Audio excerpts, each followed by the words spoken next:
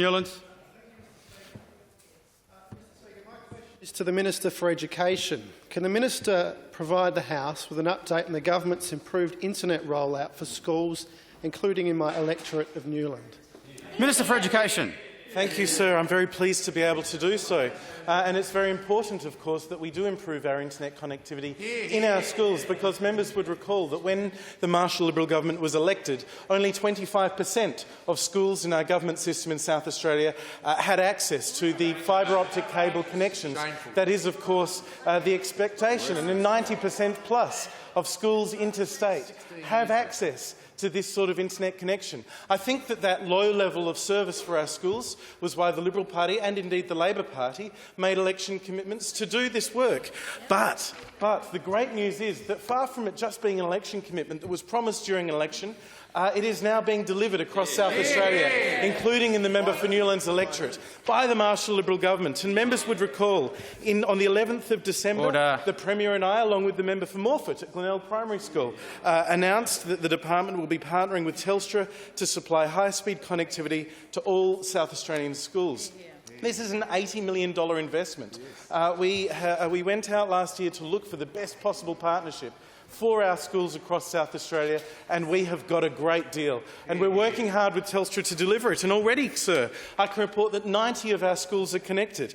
More than 47,000 students across South Australia have access to this high-speed internet, more than 5,000 of our educators in those schools. But wait, sir, there is more. Because this week, just this week, not only is the Modbury High School, which is in the electorate of Newland, already connected, and the Ardtornish Primary School, which was connected on the 5th of April. Last week, the St Agnes Primary School was connected in the members' electorate. This week, just today as we speak, the Modbury Special School, which is close to the member for Newland's heart, as indeed it is for the member for Florey's heart, where it used to be in her electorate. And it is still, I'm sure it still is. But the member for Newland, I know, will be very pleased especially to know that today, as we speak, they are being connected to the internet, and it is going to be an exceptional service for them, as it will tomorrow when Modbury South Primary School is also connected, another one I'm sure that is close to the member for Florey's heart too. Also this week, I'm pleased as the local member for the Highbury Primary School to see they're connected, but I know that the member for Newland's constituents, many of them go there, and I'm pleased to report next week the Banksia Park R7 School.